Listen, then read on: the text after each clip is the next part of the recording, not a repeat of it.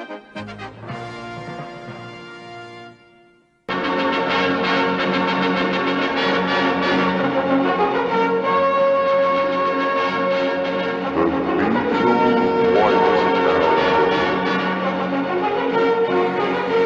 afternoon, vinyl minions. Today we are going to conclude this White Album thing. This is part 3, and this is the Beatles White Album Top 10. Top 10! Yeah! I'll tell you something, right? Just to shut all of you arseholes up from asking me any questions about, oh, if you made the White Double Album into the White Single Album, what would you use? These 10. Alright? It's fucking obvious, isn't it? Alright, anyway.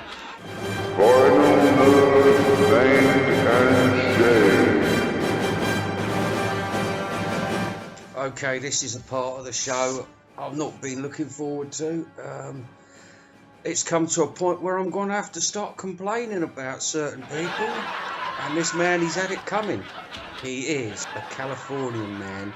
In every sense of the word, drugged up to the eyeballs, sanctimonious, egocentric, pretentious, vain, aloof, detached, pompous, superficial, watered down Timothy Leary wannabe, who dropped out of a herbal medicine course at UCI. Who is it? Yes, it's TJR. He's a poet warrior in the classic sense. I'm really at a loss with this man. Now, I first tuned in, I saw the man, he had the beard, he had the hair, he had the guitar. I thought, you know, he's going to be telling some home truths here. He's got a story to tell. I'm gonna run you ragged. And then I listened. Oh my God. And it was gibberish.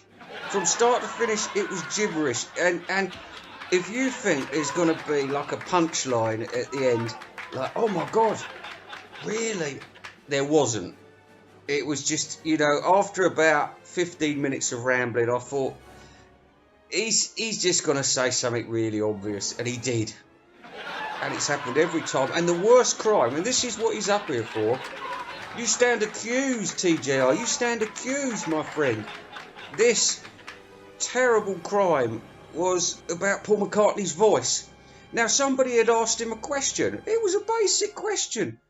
And by the way, he's taken this video down now, so maybe he's had second thoughts about what he said on it. But it outraged me. I was indignant about it. I was so angry. The question was something like, Paul McCartney, his voice is deteriorated, but he can't get in the charts anymore. And that's really out of order. It's the establishment that's to blame. And then he started going, Elton John hasn't done a good hit in 30 years. I thought, fuck off. I thought, all right, maybe you stopped listening when he done Philadelphia Freedom. But I personally thoroughly enjoy all of his stuff through the 80s and 90s. Deny the passengers who want to get on, who want to get on. And the circle of life. I mean, he was doing hits all the way through. He's been far more consistent with hits than Paul McCartney. And yet he's been dismissed as fucking useless. Oh, but he did do a good album in 2000. No. So that got me angry.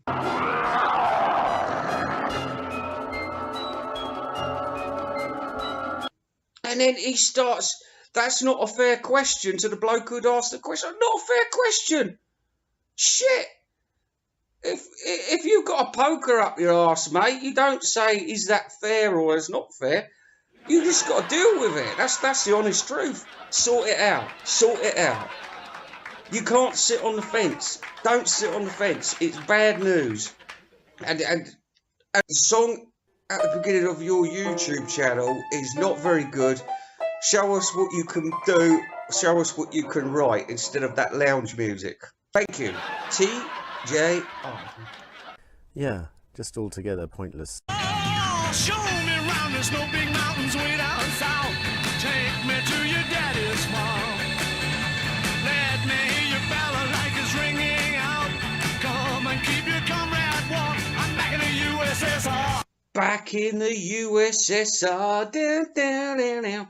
Wow, what a tune this is. What a tune. I mean, Sadly, I've given it an 8 out of 10.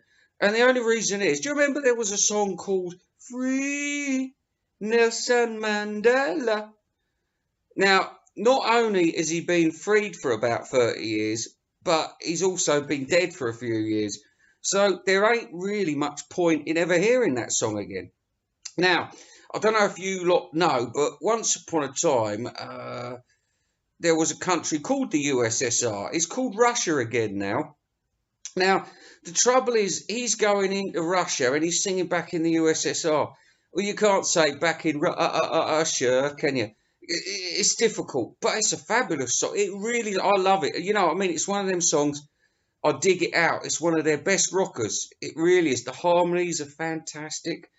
But I'm just sad because, you know, it would have probably been at number one, I think, a few years ago. But now I think it's got a little bit tired, and I don't think it can be used anymore. You know, it would have been great if he had gone to the USSR. I mean, Elton John did it when it was the USSR, didn't he?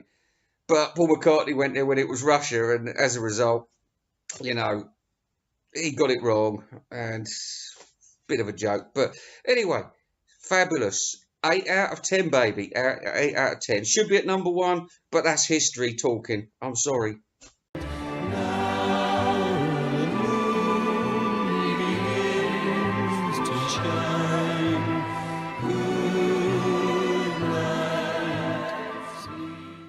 Now, good night. This is a lovely little song. I mean, it doesn't get a lot of love. It does not get a lot of love. It's a very sleepy song. It suits Ringo's voice. And the thing I always remember about it is a personal thing, because my dad, like I said before, he was never into the Beatles. But, you know, the man was a bit of a drunken, annoying bastard. And I remember when I got this, he was hanging around the house at the time and doing what my mum does, listening outside the bedroom. He bangs on the door. He says, "Oh, son, what's that record you was just playing?" And I says, "What, this Good Night one?" He goes, yeah, put it on again. And then he wanted to about 10 more times. He loved it. In fact, he loved it so much. When he died, we had to find a song for him. And anyway, in the end, we give him 3 songs. And this was one of them, because I said, well, he liked it. And nobody in the family knew that he liked it, but I knew that he liked it. He loved it, in fact. He thought it was really good. He liked all that kind of swoony sort of shit, you know. But it is a nice record. It's a good bit of production from George Martin there. I like it. I like it a lot. And I do. It does bring a bit of a tear to my eye when I hear it now, you know, because I think of the old dad, you know, and he was a wanker, but dad's your dad, isn't he, eh?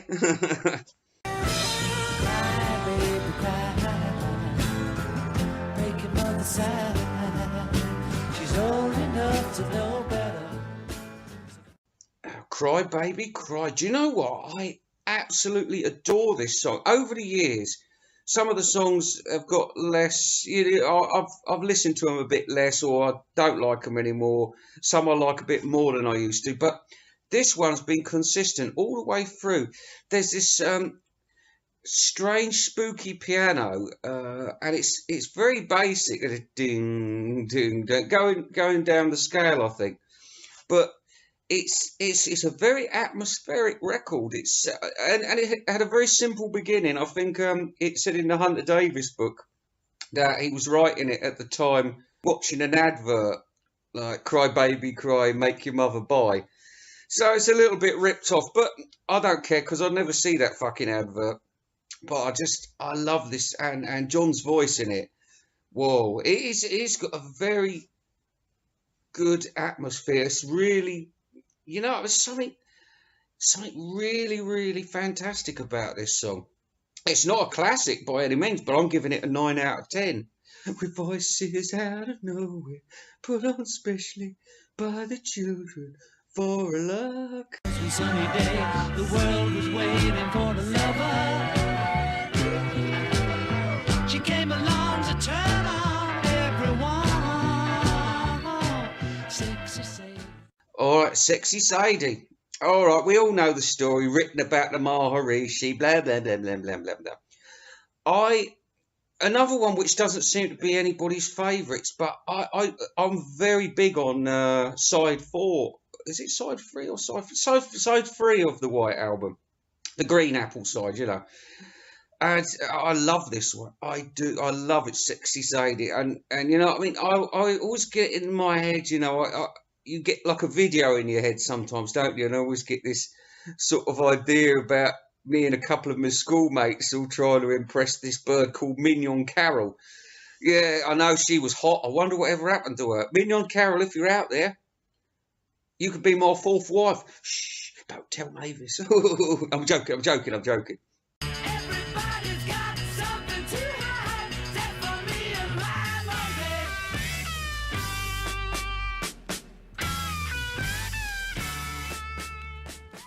Everybody got something to hide, except for me and my monkey.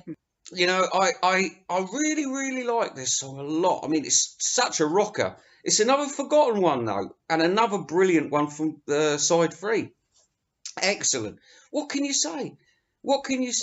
I think the concept was, I'd read somewhere, might have been Revolution in the Head or some bullshit like that. There was a newspaper picture of Yoko sitting on John's shoulders like a monkey, so he wrote it as a result of that. So I think that's the inspiration behind it.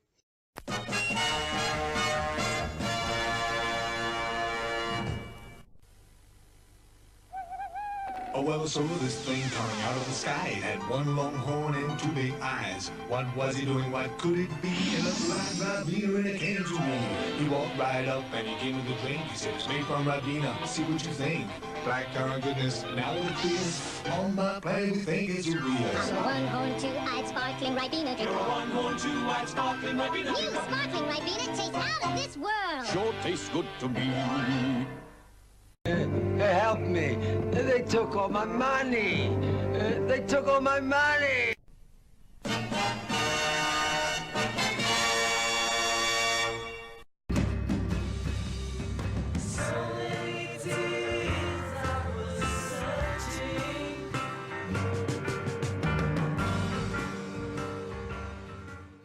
I mean, this is where George Harrison's songwriting changed. I mean, it's probably accidental how he could have made such a beautiful but very quiet, very bassy song. I adore this song. It's the first one to get a 10 out of 10 in this album. We're talking like the top 5 now, baby. The top 5. It really stands up well. I love it. And you know, my sister, who was really a Beatles fan, and she hated McCartney and everything, but for some reason George and John, they seem to be her favourites. But she really liked this song. She loved this song. She asked me to make her a copy of the White Album. It's been a long time.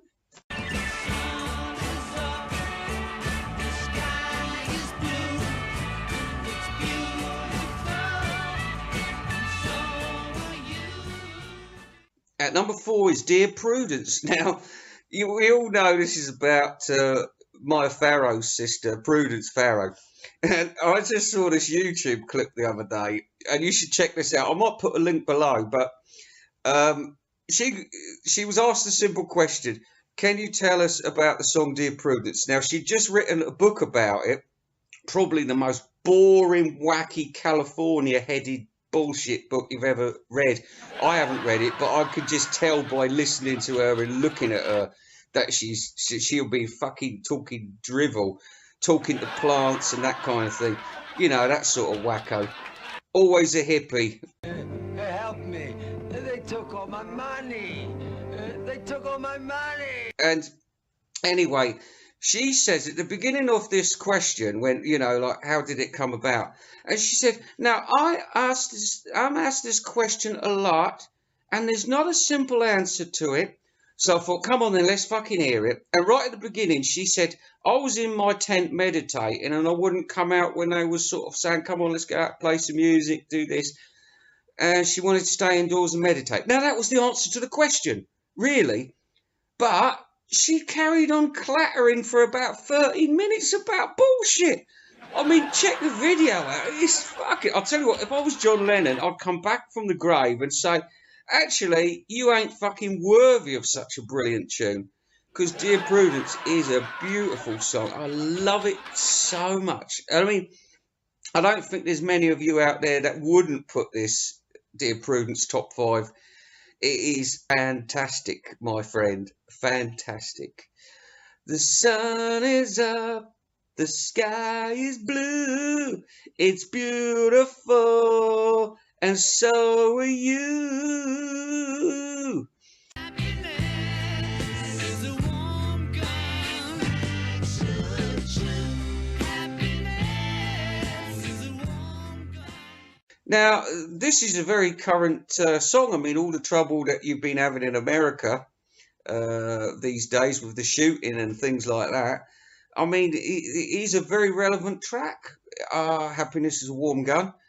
I don't know where it come from. I think they said he was reading one of these National Rifle Association magazines, and judging by the sort of bullshit they put in these magazines, he wrote a song about it, and that's all there is to say about it. Just listen to it, all right? TJR, listen to it. Don't talk about it. Fucking listen to it. Bloody Beatles White Album, shut up. I don't know how someone controlled you. Number 2, some would say it should be number 1, is the fantastic While My Guitar Gently Weeps. I mean, how this song became so good, I don't know. But I've heard the original one, that slow, yawny version. Whoa, my guitar. And I heard that at Abbey Road Studios when they opened it in 1983. I thought, whoa, that's amazing. But I knew that if I hear it a few more times, I'd think, bunch of shit. And that's what I do think. It is a bunch of shit, the slow one. But this one, and he brought Clapton in for the... And it does help. I mean, the bottom line with Clapton, because I'll have a rant about him some other time, because I fucking hate racist cunts like that.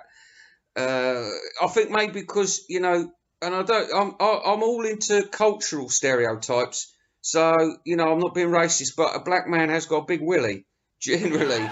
And Eric Clapton has got a very small willy. And when you feel inferior to a man because of his willy size, you're going to end up hating him. And that's what Clapton's done.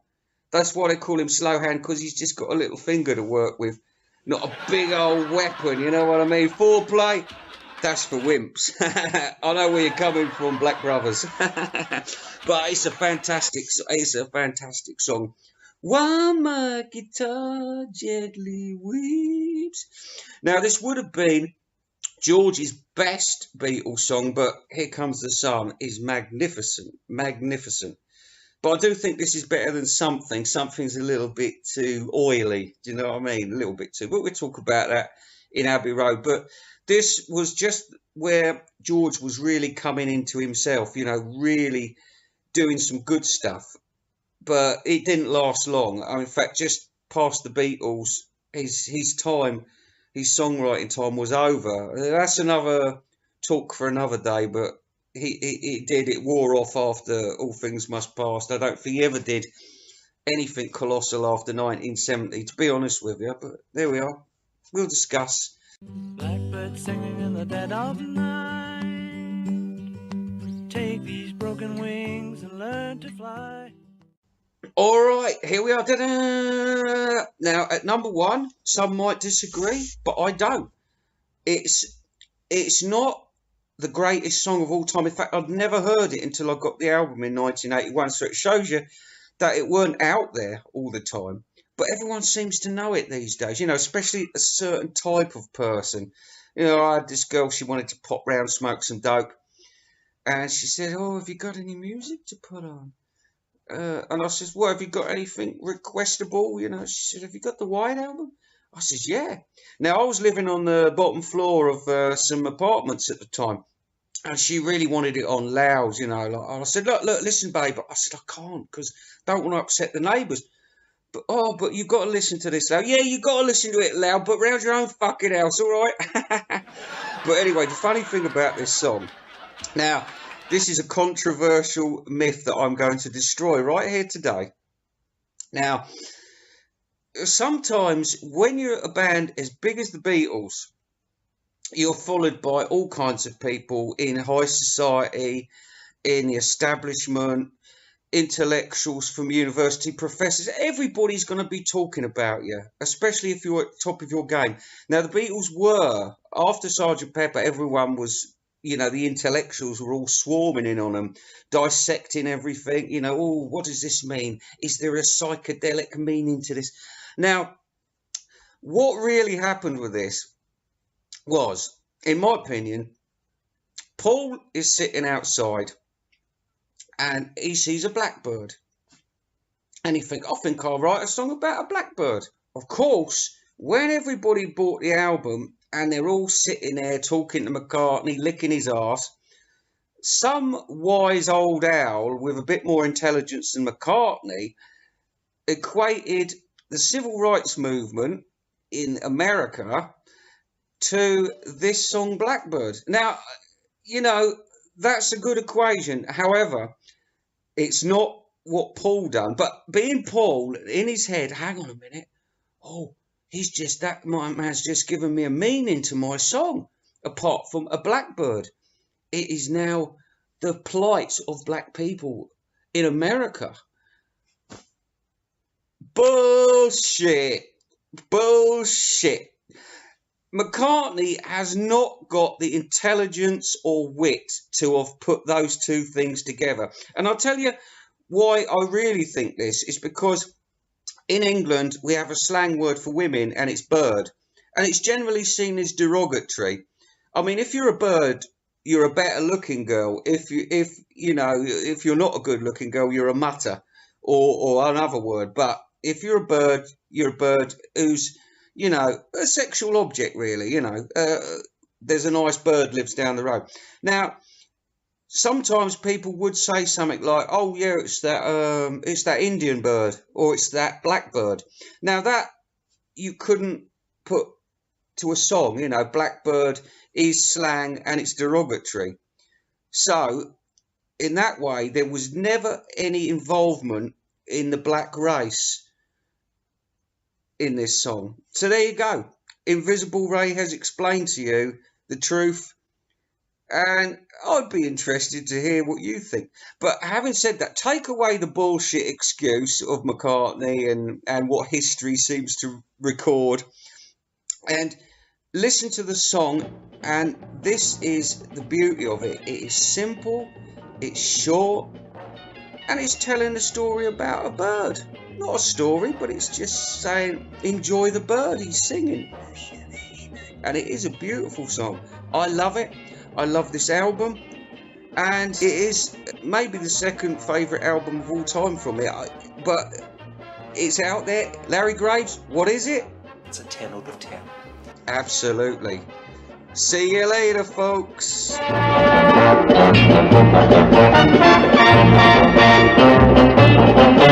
Thank you.